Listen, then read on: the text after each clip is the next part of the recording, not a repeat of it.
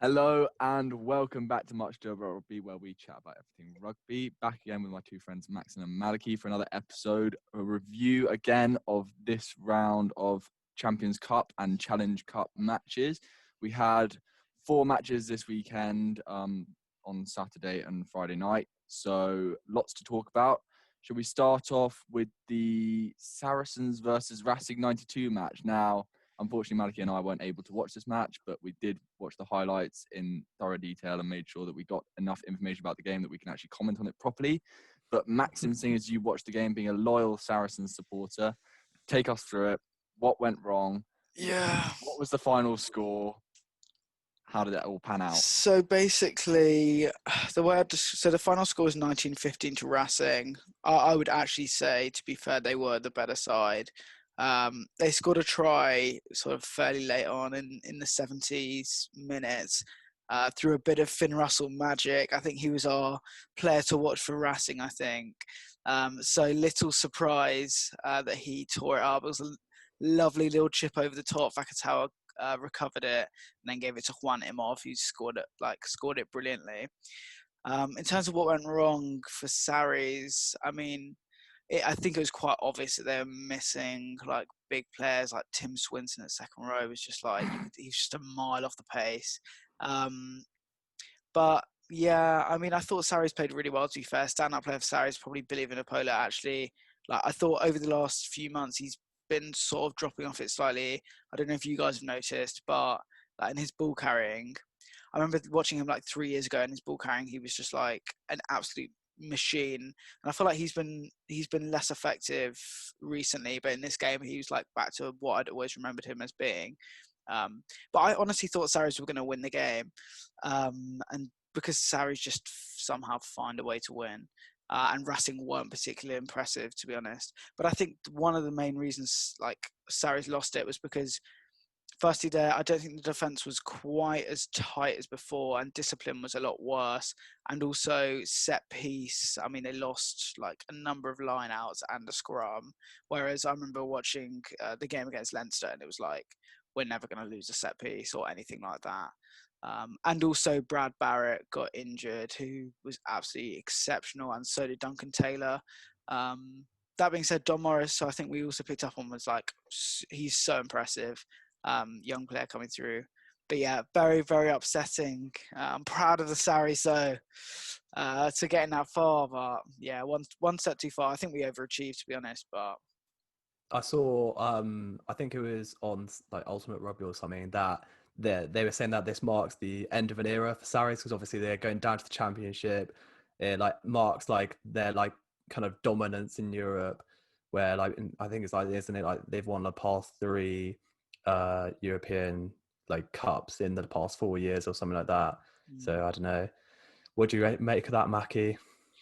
yeah, I mean, I think it's fair. Like I've spoken on like supporter chats to other Sarries supporters, and I feel like everyone's like seems actually quite positive about it, and they're quite like, yeah, it's end of an era, but everyone seems like quite excited to rebuild and like quite excited for a new challenge, really. Obviously, we'd like to continue to dominate, but I feel like once you've won like so many times, you also are looking for like another kind of challenge in a way. No one's ever But thought about it like that. that being said, I mean, if you look at the group of players that played on the weekend, I mean, none of them are going anywhere. And I think like that's essentially like what the championship squad will be, and it's probably the 3rd best team in Europe or 4th best team in Europe, which is pretty insane if you think about it. But no, I think I'd agree with like the comments made. Obviously, it is end of an era, and Sarries won't be able to play in Champions Cups till like 2023, I think it is, which is an insanely long time. It's a shame, but I think they'll be back stronger than ever in 2023. We'll see how it goes in Championship, but yeah, it is, of course, sad times. I think it'll be sad for the whole of Europe, though, in terms of like the competition-wise. Do you not think? No, it is true. It is true. You do want to see the top players and the best players playing in the top competition. So it is sad in that kind of sense, but at the same time, going back to the match, I just thought I'd make one comment saying that do you think it was almost like England in the World Cup where Sarries had almost played their final before in the round before against Leinster, because obviously we commented on them last week and we said how fantastic they were. And, you know, it's been such a busy schedule. Maybe all the players were just knackered. They played a similar team, obviously, as well, for pretty much the same starting lineup. Maybe the players were knackered. And that's not to say that Racing wouldn't be knackered as well, because they were run a bit ragged by Clermont as well. So there's always that factor of maybe mentally as well. But I still think, you know, judging by how close the game was, you know, 4 points in it, I think maybe if, again, we talk about Farrell, Barrett and Taylor, the two centres who got injured and Farrell not being there. When you don't have that piece of magic and when you have a Racing team that's literally full strength, for the Saracens to even come that close is kind of an unbelievable achievement. One thing I was thinking of. Sorry, if I just touch on Finn Russell again, like it was kind of his moment of magic combined with Vakatawa, two absolutely world-class players who just combine to score a runaway try, a breakaway try. Just Finn Russell noticing the space in behind. It was an amazing try, like seriously good running. Like Vakatawa spots the space in behind. He obviously calls for the kick. Finn Russell just nudges it over. It's a perfectly weighted kick. Everything just kind of worked out for Racing, and Sarries, I guess, didn't have that kind of strength and depth maybe on the bench to just come in and support those players like Brad Barrett and Duncan Taylor that they desperately need for that defensive shift. So, yeah, I definitely agree with that. What I was thinking also, adding on Ed's point is, do you think the creativity of having Finn Russell at 10, like compared to Sexton's obviously nowhere near as creative as Russell. So do you think having him is like going to be able to spot the gaps in the Sarries defense, which obviously I think it did. But yeah, obviously leading the try. But then also, do you think if Racing do win the final, how do you think that sets up with him and the Lions squad? Yeah, I think firstly, I think with Finn Russell, to be honest with you, I actually think Racing attacked pretty poorly all game, apart from that one moment of magic, which I feel like a lot of people, everyone's shouting over, like leading into your second question, everyone's shouting over Russell for the Lions 10, which I actually completely disagree with, because I think I was looking at his overall performance. Like Vakatawa was dreadful the whole game. I don't know how he got man of the match, if I'm perfectly honest with you. He was just like, it was just that moment of magic where he basically tore it up and won the game, which fair enough, maybe that does warrant a man of the match. But even so, I think that I would say Duncan Taylor and Don Morris, when he came on, absolutely like walked over Vakatawa. He did nothing all game. Like that was the only moment he had, and same with Finn Russell. That was it. Like he tried that chip over the top like 3 or 4 times, and it didn't work. And then there's that one time it comes off, and everyone's like, "Oh wow, he has to be Lions 10." So I would say even if they win it, I don't think he should be Lions 10. I still think, like for me, it's an Owen Farrell, like quite clearly. Also, touching on that, I just think that against South Africa, I mean, yeah, you can choose a creative 10, but at the same time, like South Africa are renowned for being a defensive team, and Saracens are renowned for being a defensive team. So to play like almost opposite to your point, Maxin, do you not think we need that creativity? Because Finn Russell is that kind of game-changing player. So I'm not saying that I think Finn Russell should be the Lions 10. I'm just saying he's definitely up there in the options, obviously, and they definitely shouldn't overlook him just because he's a more creative player. But you know, Sarries are one of the best defensive teams in the world, and he's just beaten them with like one simple play. So let's say it's the same situation at the end of a Lions test. Who you going to go to make that game-changing moment? But I would also say, I'd say off the bench, yes. But I think if there was a 10 with better game management, they would have already won the game by that stage. That would be my counter to that, because like they didn't. That's fair. I don't know. He wasn't that good all game, and I think. To be honest, I mean, this might sound bitter or whatever, but I do think Racing got away with one, because like they scored like it was very late on, like, and Sarries. It was 75 minutes in. Yeah, I really thought Sarries had it down. But can I also just mention Nigel Owens, because he was actually just like it's the worst I've ever seen him referee, like on a personal note for him, because like I don't know, when I think of like a good referee, I think it's someone who's actually going to like let the game flow. And if something's like marginal decision, for example, like you're not really Do you going have to any give it. examples? Yeah, I've got some examples. All right. So the first one is, for example, so Racing were in their own 22 on their 5 meter line trying to clear a kick, right? And he was about to box kick, and Nigel Jones was like, use it.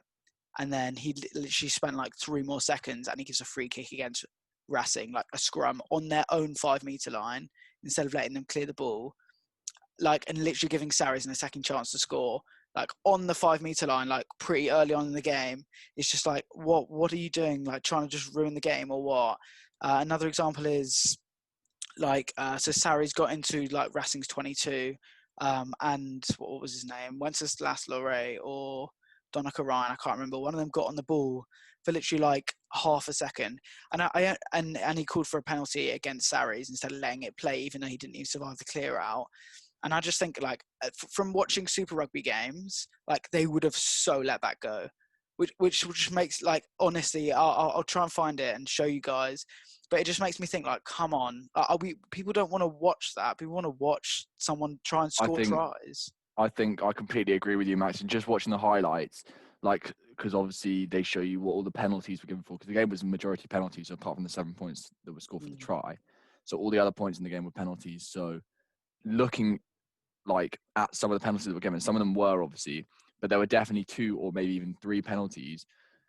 And this is in most games that I watch, where the person who's jackling over the ball doesn't actually have the ball and then gets cleared out. And I've always seen it like you need to survive the clean out. And if you don't survive the clean out with the ball in your hand still, or you get knocked back and the ball kind of slips back and whatever, like you haven't actually survived the clean out, and therefore you're not actually going to steal the ball. I think the attacking team needs to be given the benefit of the doubt, which is what happens in Super Rugby nowadays, where if you're on the ball and you're getting cleaned out, then you get pinged for not releasing the tackle or something, or the attacking team is always given the benefit of the doubt, which I think is good because it allows the teams in Super Rugby to play really attacking rugby and get quick ball and play the rugby that everyone wants to see.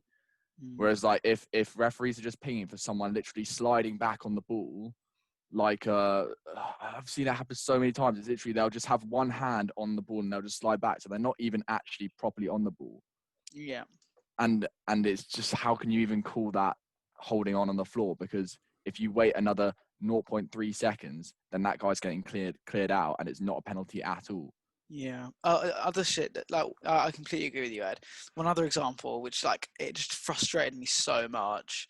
Obviously, as a Sarries example, but essentially, like, so Sarries had so much momentum, like, going into Racing's 22, and do you know those rucks where, like, no one competes? So, like, obviously that, and so, like, to be fair, Sarries did go off their feet, so they went off their feet at the ruck, but like no one was there to compete, and he just pings it, and it's like, do you want the game to be boring? Like, do you want there to be no tries and just to be penalties? Because you're making it that way, and it's shit to watch, and it is a spectator sport. I think that's a really tough one, because, you know, the rule is if you're going into the ruck, you have to arrive up. You can't just flop on top of the player, even if they're not competing. But I mean, it is difficult to not flop on top of the player that's gone down if there's no one there to compete against. So I think maybe there needs to be possibly some sort of rule change where it's like, if no one's competing and someone goes off their feet, then technically they're not actually affecting the run of play.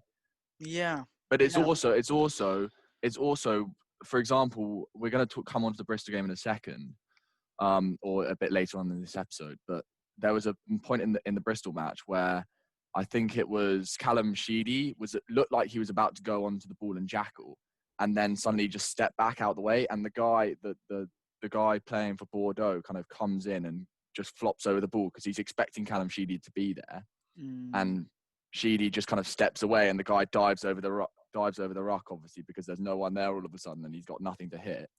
So, and the referee pings the guy going over the ruck because he's gone off his feet, when actually Callum Sheedy's looked like he's going to go in for the ball and then not, and then stepped away. And it's literally just, how can you? I don't know. It's such a tough one, but it's You just allowed to interesting. back out of a ruck like that? Yeah, apparently. Yeah.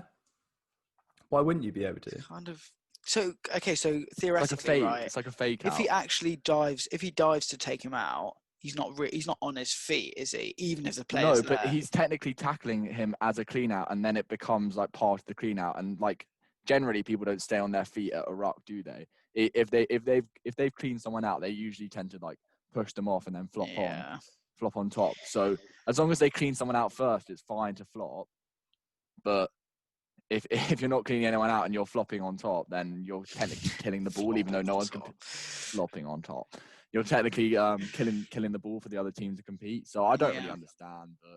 But anyway, I mean, the crux of it is I was disappointed by how that game went. Given that, I mean, you had Racing, who like are arguably the most exciting attacking team, and you scored one try.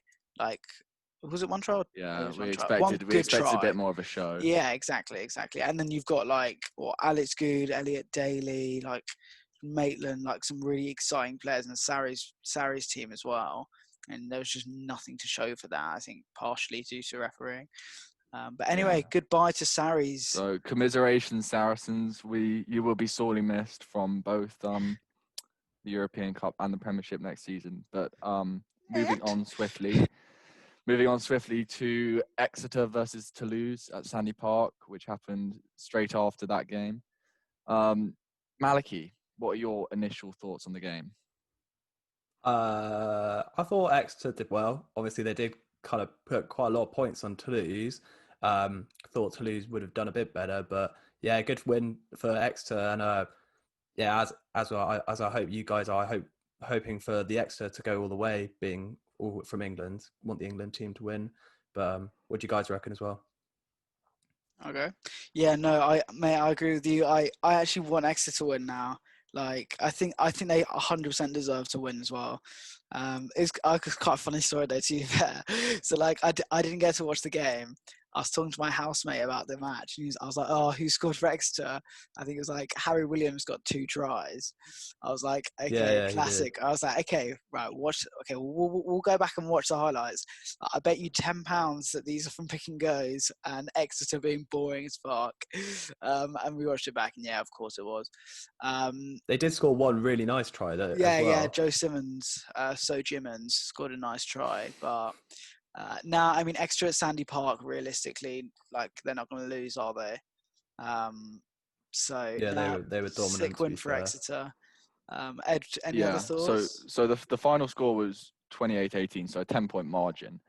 I honestly don't really know what happened to Toulouse, because I think Exeter, although we might call them boring, I don't think they actually played the most boring brand of rugby. I think up until the point where they get within 5 meters of the try line, they're actually very unboring. And then it'll be another 2 minutes of pick and goes and boring rugby. But the thing is, they do have, like, Joe Simmons had an excellent game, obviously, kicked well, and threaded some balls through. I think O'Flaherty played really well on the wing, and Jack Noel also got involved. And when you've got these players like making breaks in the middle, because Exeter just supply a quick ball and do moves in midfield, and they make all the ground, and then they let their forwards do the work.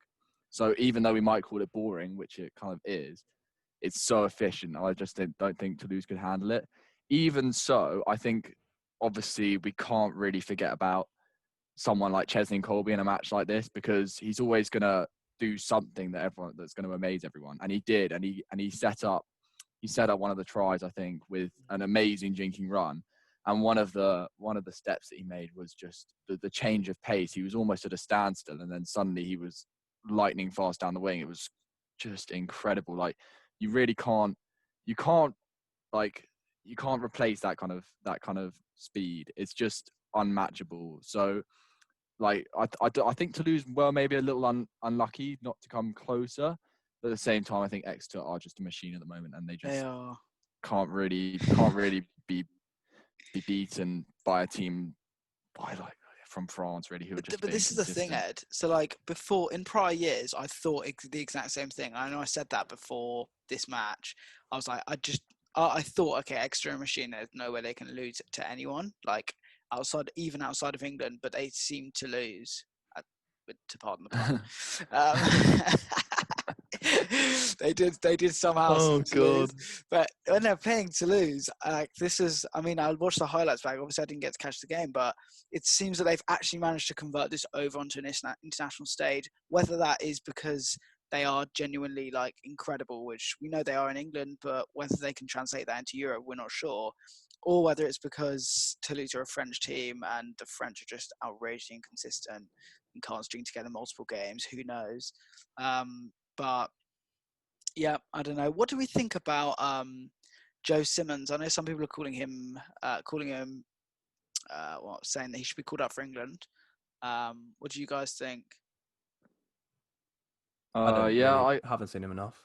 I guess he's kind of proving himself a little bit, but does he come over Farrell? Does he top Farrell? Not really. No one really does. Like, I think maybe in some smaller games he should maybe get the call up to the squad, but then you've also got Marcus Smith, who's playing well in a pretty average Quinn side, who's really standing out in every game.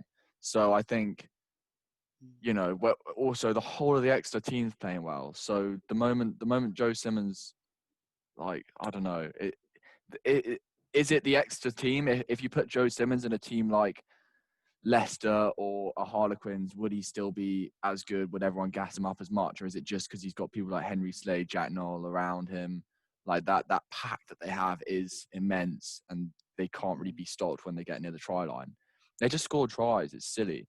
Yeah, Like, they score tries for fun. I do get what you mean, but you could say that about any of like the Saracens players, for example, and like why they should be selected for England. I just think it's hard to overlook someone who's been playing in such a dominant side for like throughout. He's 23 as well. He's really young. Like, he's been playing in that side for 3 years and he hasn't even got a look in.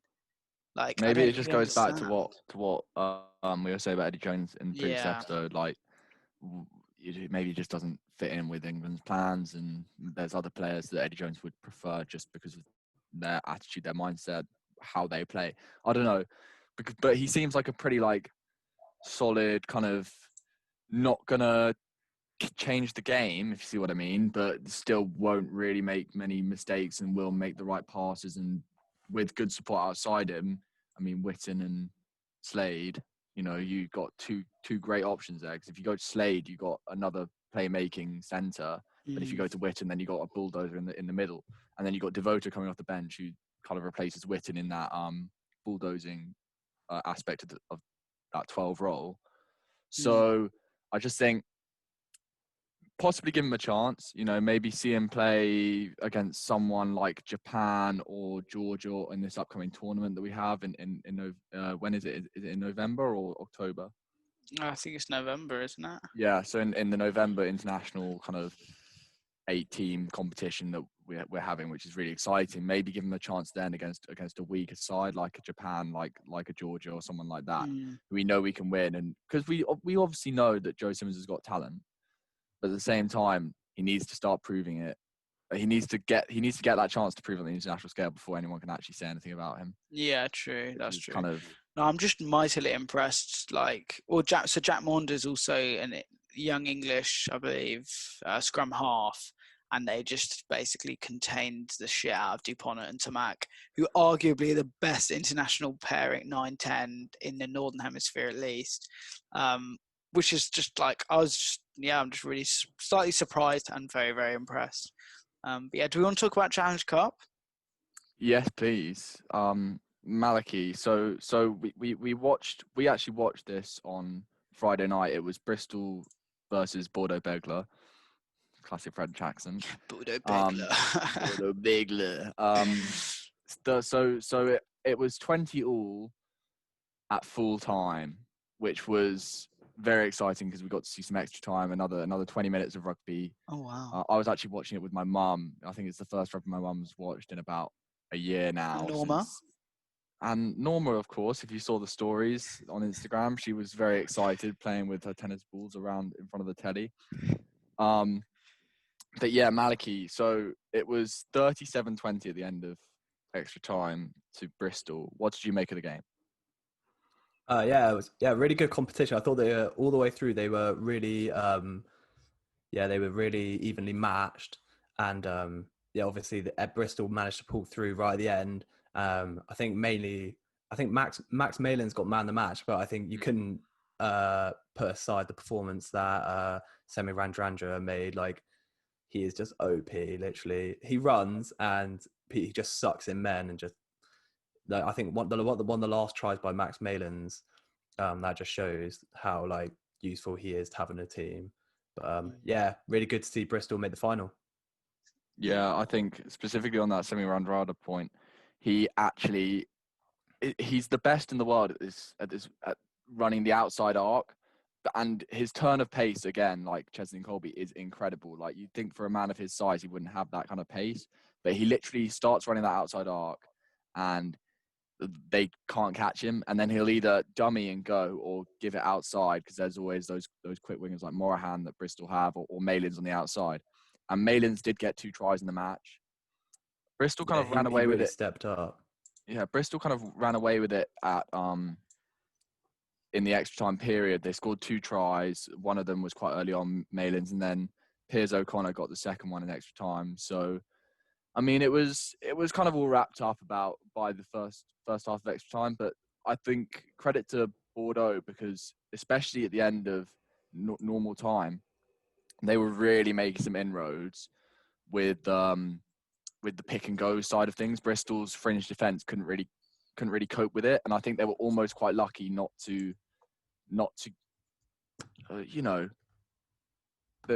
Bristol were quite lucky not to Have lose. conceded. Yeah, not to have conceded, because there was one play, I think it was on about 78, 79 minutes maybe, where Bordeaux were really, really close to the line, and Benal, favorite on this show, he kind of did this really, really weird steal where he kind of flopped down on top of the ball. His arms were on the floor for about 0.1 seconds, and then he kind of popped up by bouncing off the player from his chest and then getting onto his feet. And the referee didn't actually see him flop down. So his hands and knees were on the floor, and the guy's body was kind of underneath him. And then he kind of popped up again and made the steal. And the referee obviously didn't see that he'd gone off his feet first. So that was a very lucky penalty for Bristol to get. And I think that's basically where the game was won and lost. Because if Bordeaux hadn't conceded that penalty and Benel had been pinged for going off his feet, which he was, then Bordeaux probably would have scored using the pick and go tactic. I was really impressed by one player in particular, actually, from Bordeaux. It was their sub hooker. His name's Dweber. And he looked absolutely explosive when he came on. Like the lineouts functioned.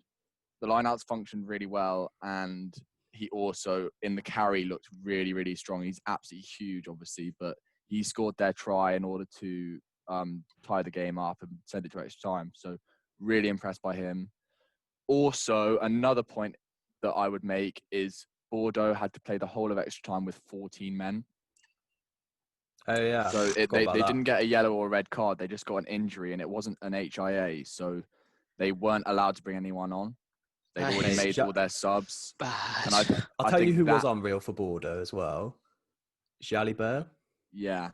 He was unreal. He's so good, mate. He's actually sick. So yeah, Jalibert was the starting 10, and then they brought on Ben Botica, which I couldn't really see. Like Ben Botica tried hard to do what he could. Obviously, he tried to play a bit more running style of rugby, but Jalibert, his turn of pace again, and he just draws in defenders, somehow manages to beat them all. And he had an incredible first half, and then they took him off. And I think that they sorely missed him, especially during that last 10 minutes, that last extra time period, because he would have been a game changer for sure. Also, I think Ben Botica missed a kick or something by quite a bit, which would have definitely won them the game. But, well, I think it's interesting as well because like Bordeaux, they're smashing the top 14. Like they're top by 8 points above Lyon. Like Racing are like 15 points behind them. So they're like that's a really great win for Bristol. Bordeaux arguably probably like they were favourites in that competition. Bristol obviously we know you have to remember that transfers. Rendrada had the Bordeaux had Rendrada before. Really? When they were at the top of yeah. He signed from Bordeaux to Bristol, so he was dominating the top. Literally like sways a league. Just having him is so OP. Yeah, he's actually outrageous. I think I would go as far as say he's in the top 4 or 5 players in the world for sure. He's like you can't beat him. I can't think of many other players that I would think I'd rather have at playing at 13 or on the wing. Really, like he is horrendously good. He's scary. Whenever he gets the ball, he looks like he's going to do something. Whether it's bouncing someone or running stepping them, running around them. Gonna do whatever. something. He's gonna do something. He's gonna do. No, he is. He is Give good. him the ball. But yeah, so congratulations to Bristol on reaching your first ever European final in the Challenge Cup. Very much looking forward to watching that match again, where you will play Toulon, so another giant of Europe. They beat Leicester 34-19 on Saturday evening. You guys didn't watch that match, I'm guessing. No, I Just kind of under hear the radar. I hear Leicester were quite hard done by though. Apparently they played really, really well, and apparently the ref kind of fucked them over. But I don't know. I didn't watch it, but I will definitely be watching the final because Toulon v Bristol. My money's on Bristol, but I don't know. I don't know. If Randrada fires, then Bristol Game fire. over. It's game over. But Toulon's will they team be? isn't that impressive, I don't think. Nah, They got a it's few not good They players, got but Nonu it's nothing back. amazing. Yeah. What the hell? So random. It's like 38, I swear. Yeah, like injury. What would they call it? Like injury Pro. something. I don't know. So they're What? like allowed to bring in one extra player. So they bring in Nonu. That's Injury cover. ridiculous. Yeah, injury cover. Quite jokes actually. Yeah, I don't know. They've got a massive pack. Like they've got Ollie Vaughan, the French starting six who scored against England that runaway try in the Six Nations this year. They got Parise, but other than that, like they got Bryce Team playing at 13. Don't know if you guys remember. He used to play for Worcester and the Chiefs Yeah, and New Zealand. I watched the first half of the game and then I fell asleep because I was really tired after goal. But he was actually really good. To fair, Bryce Hume. He was good in the centres. So I guess one to watch in the final, really. But other than that, they got Takalua, and I mean Takalua, he's a good player, but he was playing for Newcastle when he was playing the Premiership. So how good can he really be? So do we? He's got massive quads. So. He's got the biggest legs I've ever seen on the smallest man ever. But let's talk about predictions then. Let's finish the episode by talking about predictions for the finals. So we've got Racing 92 versus Exeter Chiefs. Malachi, let's start with your prediction for that. I think it's going to have to be Exeter. Just grind out a win. They seem like the most dominant team by quite a long way, in my opinion. Unless Finn Russell and Vakatawa and like all their big players for Racing have like an outstanding game and just something doesn't click with Exeter, but I can't see that happening. Yeah, Macsen? Oh, I completely agree. I just think also judging, but I mean, it's quite a while away, I think. If I'm correct, it's on the 17th of October. So it's still a while. But no, I same as Mal, I can't see them Exeter losing, to be honest, especially because Racing were not impressive whatsoever against Sarries. Whether that was Sarries playing well, I don't know, because I didn't think Sarries played particularly well either, but almost won. So I think Racing have got to, as Mal said, play extremely well to be Exeter the machine. So I don't know, Ed, what do you think? Do you agree? Yeah. I think you've basically summed it up for everyone there. I think Exeter are probably the ones to beat. They're the informed team. That I don't know how long it's been since they lost a match when they played their full first team, but it's going to be certainly an interesting contest, and I would like to see a game with lots of running rugby, but with Exeter playing. I'm not sure whether that's what we'll get, or if they'll just as long as Nigel Owens isn't reffing. Yeah, please, not Nigel. But no, and then let's do our predictions for the Challenge Cup final as well. So we got Toulon versus Bristol Bears. Malachi. Bristol. I love their team. Really exciting to watch, I find. Got a lot of like young players as well as like big stars like Randrandra, obviously. But yeah, I just can't see them losing. I'd agree. And I feel they also have quite a good chance of doing well in the Premiership as well, to be honest. Yeah. I think they could make the Prem final potentially. Yeah, I definitely agree. And I'd also say, like, it's funny, they've got a lot of young players, but funnily enough, like, for example, Max Malins and Ben they've actually won Champions Cups before in Europe. So I don't think they're unfamiliar with that kind of environment in that much of like that kind of final. So I think they'll definitely win it. Toulon, obviously, they basically beat Leicester not very convincingly, then we know how shit Leicester are. So yeah, Bristol for me. Awesome. Yeah, I think the same with the Randrander. So that's literally the reason they're going to win. If he's not injured, then they win. That's simple as for me. Well, I guess that's all we have to talk about. We'll be back again soon, I'm sure, with a lot more reviews and news about the Premiership Rugby that's up and coming. Hopefully, Rory McConaughey will be playing again, and we can talk about him a bit more because we love talking about him. So I guess all that's left to say is thank you very much for listening. Make sure you go and follow our Facebook and Instagram pages. Lots more dog/rugby themed content for you on there. And we will see you all in the next episode. Thank you very much for listening and watching. Goodbye.